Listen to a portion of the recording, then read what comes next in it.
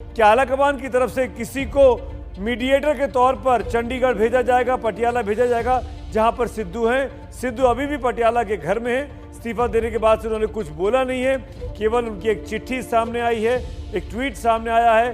क्यों हुआ सिद्धू का इस्तीफा? सिद्धू किस बात से नाराज है?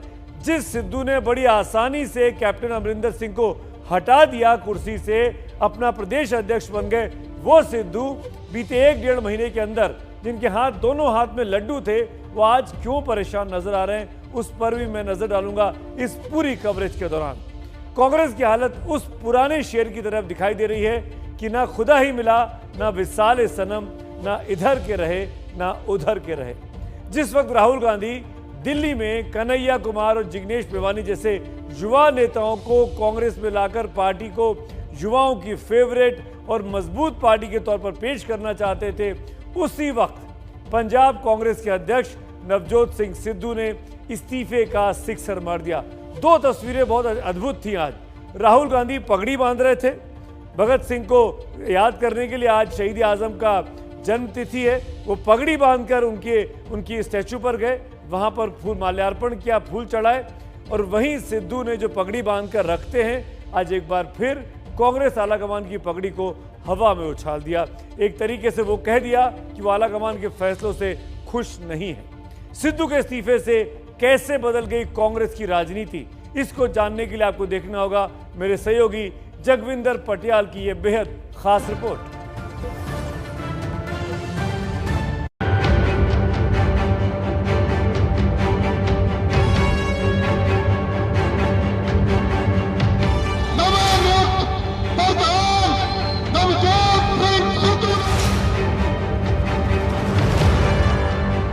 हो गया मैं शुरू,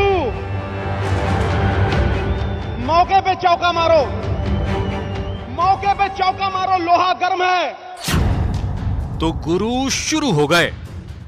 शुरू ऐसे हुए कि विपक्ष के गर्म लोहे पर हथौड़ा चलाना था, लेकिन चला दिया उसी कांग्रेस पर जिसने उन्हें पंजाब में अपना प्रधान बना रखा था।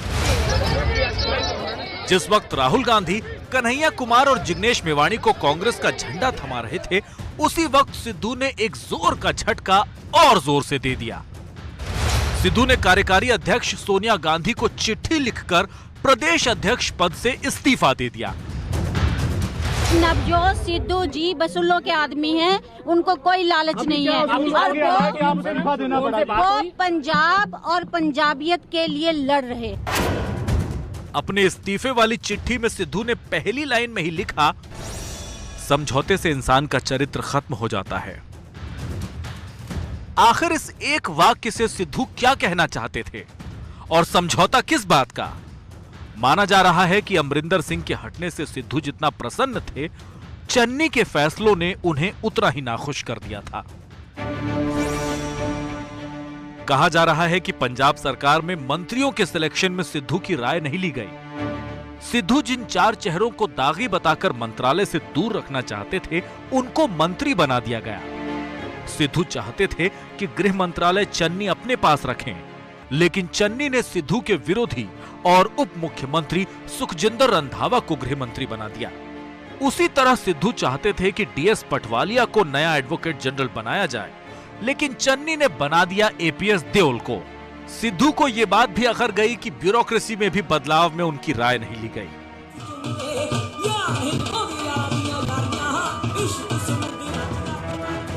जिस चन्नी को सिद्धू अपनी उंगलियों पर नचाना चाहते थे, वो चन्नी राज संभालते ही खुद मुख्तार बन गए, जो सिद्धू को शायद नागवार गुजर रहा है। लेकिन पंजाब के नए कैप्टन को लगता है कि सिद्धू नाराज हैं तो बात कर लेंगे। नवजोत सिंह सिद्धू साडे प्रधान है, अच्छे लीडर है, यार सेटल हो जाएगा। जे कोई उन्हों मेरे तो नाराजगी या किसी तो भी होगी, मेरे तो खैर है नहीं। 10 दिन पहले जिस कैप्टन अमरिंदर सिंह की कुर्सी सिद्धू के कारण चली गई, वो अब खुश नजर आ रहे हैं। मैंने कहा था अबे यार आदमी अनस्टेबल है जी, और उसने आप ही दिखा दिया कि उसने आज रेजिग्नेशन कर दिया। सिद्धू अपने इस्तीफे पर डटे रहेंगे या कांग्रेस के मनुहार से मान जाएंगे, पता नहीं। लेकिन जिस वक्त राहुल गांधी कांग्रेस में दूसरे युवा नेताओं को जोड़ने की कोशिश कर रहे हैं उनकी इन कोशिशों पर नवजोत सिद्धू ने एक धमाका कर दिया और इस धमाके से कांग्रेस के नेताओं को ये सूझ नहीं रहा है कि करें तो क्या करें और कहें तो क्या कहें। कांग्रेस हिली हुई है, बीजेपी और आप खिली हुई है। इससे ये पता चलता है नवजोत सिंह सिद्धू दलित विरोधी हैं। एक गरीब मां के बच्चे को मुख्यमंत्री बनता हुआ सह नहीं पाए नवजोत सिंह सिद्धू। कुछ दिन तो चल पाए मगर उसके बाद जो है उनका दर्द जो है बाहर छलक गया। मुझे बहुत दुख है कि नवजोत सिंह सिद्धू ऐसा कर रहे हैं। कांग्रेस के लिए पंजाब को संभालना पहले से मुश्किल हो रहा था, रही सही कसर सिद्धू ने पूरी कर दी। चंडीगढ़ से जगविंदर पटियाल की रिपोर्ट। सिद्धू वैसे तो बैट्समैन रहे हैं, जब वो क्रिकेट खेलते थे आगे बढ़ के छक्के मारना उनकी आदत रही है, लेकिन इस बार ऐसा छक्का मारा कि भूल गए कि गेंदबाज जो है वो उनकी पार्टी का ही आला कमान है, राहुल गांधी है, सोनिया गांधी है। इसीलिए हम कह रहे हैं कि सिद्धू के इस अचंभित कर देने वाले फैसले पर अब वक्त है मेरी राय आपको बताने का, और उसकी राय के ऊपर आपके जवाबों का मुझे इंतजार रहेगा। मेरी राय बहुत साफ है कि इस्तीफा देकर नवजोत सिंह सिद्धू कांग्रेस आलाकमान पर दबाव बनाना चाहते हैं। अगर आप मेरी इस राय से सहमत हैं तो मेरे मोबाइल नंबर 7823944001 पर मिस्ड कॉल दें, और अगर आप मेरी राय से असहमत हैं तो 7823944002 पर आप मिस्ड कॉल दे सकते हैं। सवाल एक बार फिर आपको बता देता हूं, इस्तीफा देकर सिद्धू आला कमान पर दबाव बना रहे हैं। सहमत हैं तो 7823944001 पर आप मिस्ड कॉल दें। इस शो के दौरान लगातार पोलिंग चलती रहेगी और शो के आखिर में हम आपको इस पोल के नतीजे भी बताएंगे कि कितनी लोग मेरी राय से सहमत हैं और असहमत हैं। आगे बढ़ेंगे, अब बात करते हैं इसी खबरों से जुड़ी हुई एक और महत्वपूर्ण बात की। सिद्धू अगर खुश हैं तो तारीफों की बाढ़ लगा देते हैं और नाराज हैं तो आलोचनाओं से घायल कर देते हैं। यही सिद्धू का कैरेक्टर है। 2014 में बीजेपी ने अमृतसर से टिकट काट कर जब अरुण जेटली को दे दिया था तो सिद्धू ने जेटली के खिलाफ तो कुछ नहीं कहा, लेकिन पार्टी से खफा हो गए। इतना ज्यादा खफा हो गए कि जेटली के प्रचार में नहीं गए, और 2016 में बीजेपी ने सिद्धू को राज्यसभा में भेजा तो सिद्धू ने 80 दिन में ही राज्यसभा से उस वक्त इस्तीफा दे दिया था। 2018 में जब पाकिस्तान गए तो पाकिस्तान के आर्मी चीफ जनरल बाजवा के गले लग गए, और उस बाजवा के जिसने भारत में उड़ी से पठानकोट तक आतंकी हमले कराए थे। 2019 में कैप्टन अमरिंदर सिंह से ठन गई तो प्रदेश सरकार में मंत्री पद से अचानक इस्तीफा दे दिया और घर बैठ गए, और अब सिर्फ 71 दिन में कांग्रेस के प्रदेश अध्यक्ष पद से इस्तीफा दे दिया है। सिद्धू जो चाह रहे थे कांग्रेस आलाकमान इस बार वो करती जा रही थी। कैप्टन अमरिंदर सिंह की इच्छा के विरोध में जाकर प्रदेश अध्यक्ष सिद्धू को बनाया, फिर कैप्टन की कुर्सी की बलि आलाकमान ने ले ली। से सब कुछ हुआ सिद्धू के कहने पर, और फिर सिद्धू गुट के ही चरणजीत सिंह चन्नी को पंजाब का मुख्यमंत्री बनाया गया। लेकिन लगता है कि सिद्धू का अपना भविष्य प्रदेश अध्यक्ष के तक ही सिमटा नजर आ रहा है, क्योंकि अगर पंजाब में कांग्रेस दोबारा जीत गई तो मौजूदा और वो भी अनुसूचित जाति से आने वाले मुख्यमंत्री को हटाना कांग्रेस के आलाकमान के लिए आसान नहीं रहने वाला। कई विपक्षी इस पर सवाल भी पूछ चुके हैं कांग्रेस से कि अगर कांग्रेस जीत गई तो क्या चन्नी को वो हटा देंगे सिद्धू को बनाने की खातिर। हालांकि कांग्रेस ऐसा एक बार कर चुकी है, जब महाराष्ट्र में अनुसूचित जाति के मुख्यमंत्री सुशील शिंदे की अगुवाई में 2004 का विधानसभा चुनाव लड़ा गया और जीत हुई। उसके बाद मुख्यमंत्री विलासराव देशमुख को बना दिया गया है बजाय सुशील कुमार शिंदे के। अब सिद्धू का भविष्य क्या होगा ये तो दूर की बात है, नजदीक में यह दिखता है कि कांग्रेस को एक बड़ा झटका लगा है। सबसे पहले तो पंजाब में सिद्धू के इस फैसले से कांग्रेस अब और कमजोर होती दिखाई दे रही है। सोनिया की इच्छा के खिलाफ जाकर राहुल और प्रियंका ने सिद्धू को तरजीह दी थी, तो सिद्धू के इस फैसले से राहुल प्रियंका के नेतृत्व पर भी अब सवाल उठेंगे कि आखिरकार क्यों सिद्धू अपने फेवरेट नेता प्रियंका गांधी के भी कंट्रोल में नहीं है। यह भी खुलकर साफ हो गया है कि किसी भी नाजुक मसले पर सोनिया, राहुल, प्रियंका में भी एक राय शायद नहीं दिखाई देती है। तीन व्यक्तियों की तीन अलग अलग पसंदें हो गई है, कम से कम पंजाब के मामले में। पंजाब में बगावत से दूसरे राज्यों में बगावत का खतरा भी अब बढ़ सकता है और इस सिर्फ फुटबॉल से कार्यकर्ताओं का मनोबल इस चुनावी मौसम में जो टूटेगा सो अलग है। इस सापाधापी के बीच राहुल गांधी ने कन्हैया कुमार को कांग्रेस में शामिल कराया, यानी सिद्धू जा रहे थे, कन्हैया कुमार आ रहे थे। ऐसे में सवाल है कि क्या सीपीआई से कांग्रेस में आए कन्हैया कुमार देश की सबसे पुरानी पार्टी में नया जोश भर सकते हैं? वो पार्टी अब सिमट कर जो 50 के अंकों के आसपास लोकसभा में पहुंच गई है। इसी पर कन्हैया कुमार और जिग्नेश मेवानी के राहुल गांधी का हाथ थाम लेने पर देखिए मेरे सहयोगी आशीष कुमार सिंह और जैनेन्द्र कुमार की एक ये खास रिपोर्ट।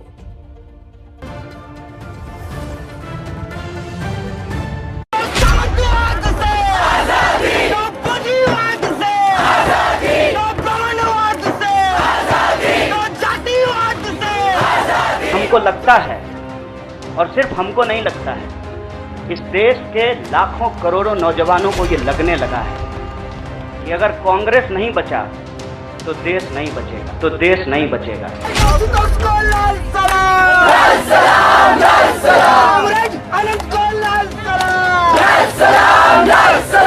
कन्हैया कुमार का लाल सलाम आज कांग्रेस के झंडे की ओट में चला गया।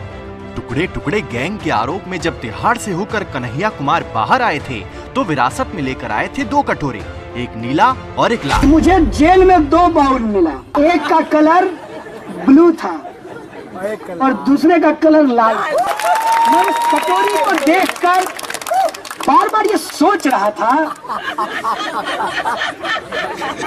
कि मुझे डेस्टिनी पे तो कोई भरोसा नहीं है,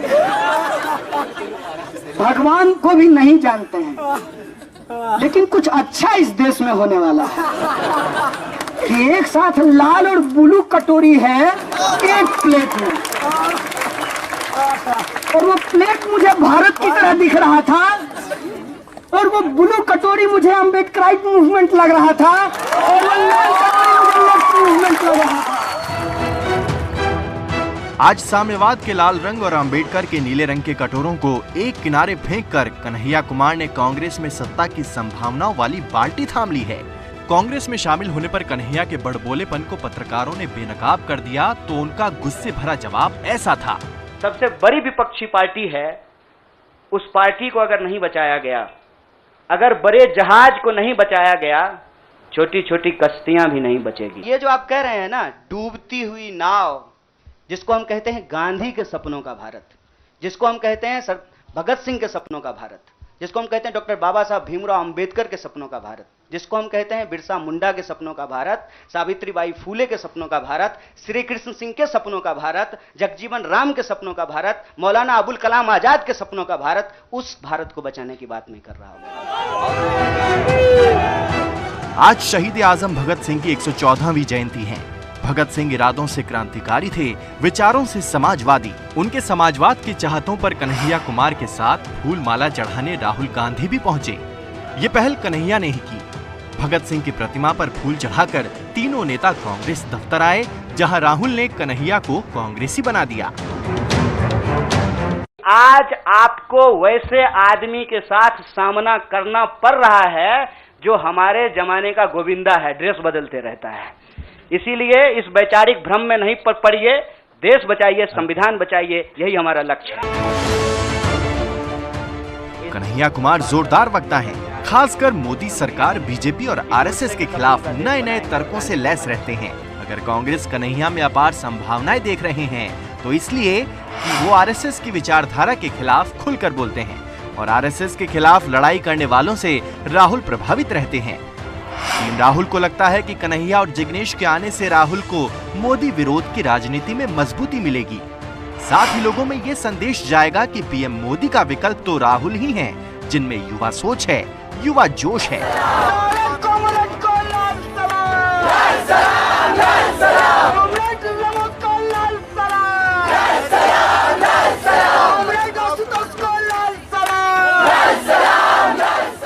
कांग्रेस और भी संघ विरोधी युवाओं के लिए अपना दरवाजा खोल सकती है और इसका इशारा राहुल ने जुलाई महीने में ही पार्टी की सोशल मीडिया डिपार्टमेंट की बैठक में कर दिया था।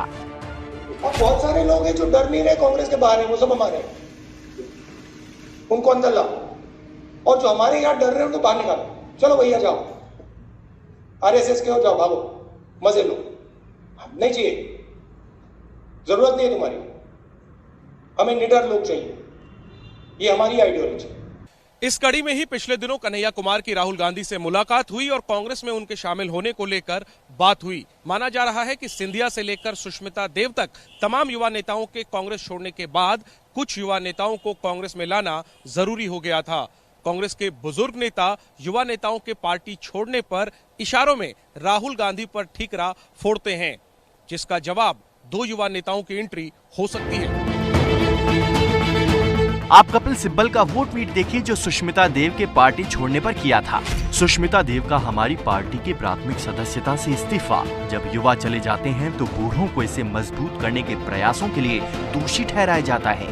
पार्टी आगे बढ़ती रहती है, आंखें बंद किए। लेकिन जिग्नेश और कन्हैया के जरिए राहुल गांधी ये संदेश देना चाहते हैं कि उनकी आंखें खुली हैं और वो सब कुछ देख रहे हैं। आशीष कुमार सिंह के साथ जैनेन्द्र कुमार की रिपोर्ट।